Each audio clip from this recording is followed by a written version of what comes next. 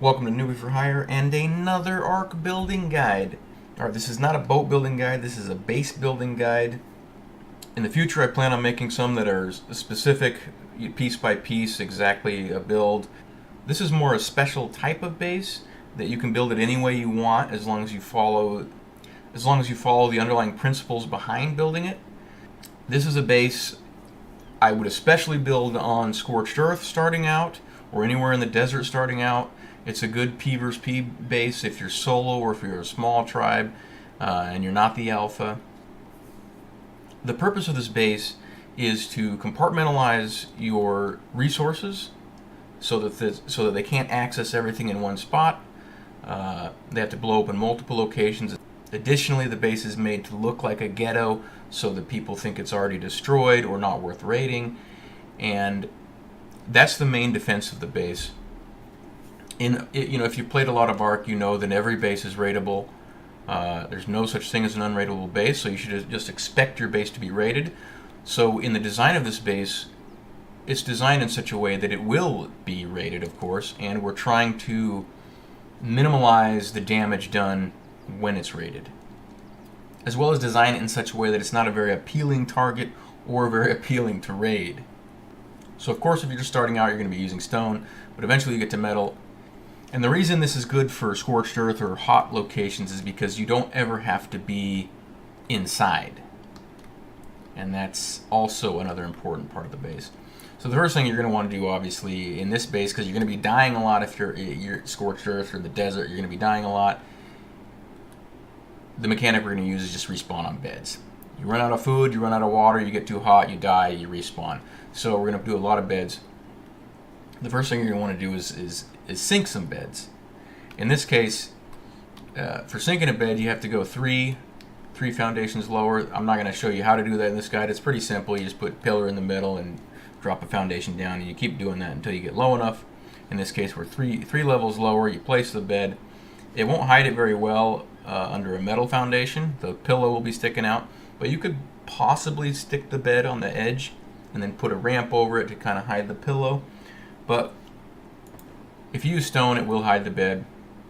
So now you've got a hidden bed, and you're going to want to put these beds somewhere where you don't think they're going to use their explosives. So, it's next to a doorway is not a good idea because they're going to blow into the doorway to blow up your beds. So put it off to the side somewhere where they don't think it's beds, and they might miss it, so you can spawn. You also might want to put it somewhere semi-hidden so that if you're in the middle of a raid, you can spawn on the bed without them seeing you spawn, because you don't really want them to know where you're spawning from, otherwise they will blow up your beds. Of course, you're going to want to have a couple beds in the base itself so that they see those beds and destroy them, but you can spawn on those anyway if it's inside of a metal box that they haven't destroyed yet.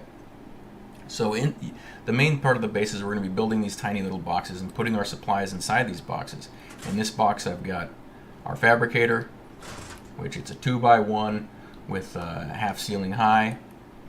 This 1x1's got a bed and some mortar and pestles. This 2x1 has a bunch of smithies and forges with windows, so you can access that from the windows, whichever piece that you need. You never have to go inside.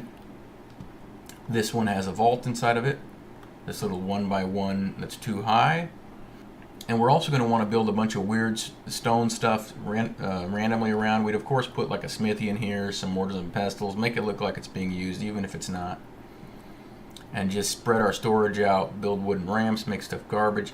And now here we've got hidden storage, and this is important because we want as much hidden stuff, as much loot spread out as possible so that anywhere they hit, they're likely to miss something. Here we've got mortar and pestles buried. The mortar and pestle you bury too deep, again in stone, so you sink the foundation 2 times, and then you got to put a wall over it, because if you don't have the wall, you've got these little nubs sticking up that they can see, but you can access these through the floor and through the wall, so the wall doesn't actually prevent you from accessing it. Now you'd want this, oops, I put that on wrong. I put that on the lower one. You wouldn't want to do that. You want these, again, you want them hidden away from where there's going to be explosives, so not next to any doorways, but you also don't want it obvious what you're doing. You want it to blend in with the rest of the surroundings so they don't suspect that there's buried mortar and pestles there. Because a lot of people are familiar with that strategy of hiding loot. But I've done this build on a couple servers and hidden my mortar and pestles, and they were not found. I didn't put them next to any doorways. I made it look like it was a part of my base, but not anywhere where they would need to use explosives. So don't put it anywhere they need to use explosives. Here I've got a small, argent pen. It's a little 2x2 too high, so you can put some birds in there. I've got a generator here in this metal box. It's a 1x1 that's too high. For your electrical needs, you're going to want to do small generator boxes because you're not going to be able to run cables anywhere because your base is a mess. So I've got this generator box. It's got some turrets protecting. If I was going to actually build this into a base, I'd build another one maybe over there, maybe another one over there, and then another one up there, and another one up there. I'd have 5 or 6 little turret towers, each with their own generator box. If you were able to link electricity anywhere, you could definitely expand that. You just wouldn't be able to get very far with it based on the chaos of the design.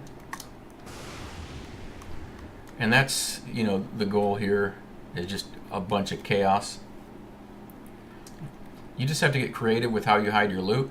Like, so for example, here I've got this hatch and then loot hidden down here. If you really wanted to hide it even better, you just make that a ceiling and you just have to destroy your way in every time you want to get to it. I've hidden these boxes down here. You could actually see them if you came down here. And they'd know that's their hidden storage there. But really it's pretty hidden, not necessarily likely to be seen. Over here, I've got this box hidden under ramps. The door is over here out of the way. No one's likely to see the door here. And of course inside smithy and mortar and pestles to hold storage. Then over here we have this walkway. It's going to lead to another building over here. I'll build a little building here, put some things in it. But the real purpose over here is that this walkway hides another box. There's no doorway in this box, so you just have to destroy a wall to get in. And inside is your hidden storage. So, it's possible someone's going to find that. It's possible someone could find lots of these things. But the idea is that you hide loot all over the place.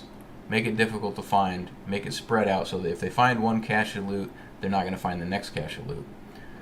It also, you want to build in stone and wood and mixed places so that it looks really ugly and really disgusting and just, destroyed and like a bunch of noobs build here. You won't be able to store very many dinos with this type of build naturally. I guess you could build a little box, just like I did this Argent pen, or a bigger box for some little bit bigger dinos. So in the end, if they want to, if you build a typical base that someone's got, they've got just one big box, they blow in the main doors, they get in, they get all your loot. Here they've got to blow open that box, this box, this, they've got to blow open 10, 15, 20 boxes. It takes a lot more explosives, a lot more time, and they have to be able to find everything. Now, this isn't optimal for a very large tribe. It's for a solo player or a small tribe, someone who's not going to have very many dinos. Someone who doesn't have the capability of defending very well. You will get raided, but that's going to happen no matter how big you are, no matter what you've got. You're always going to get raided.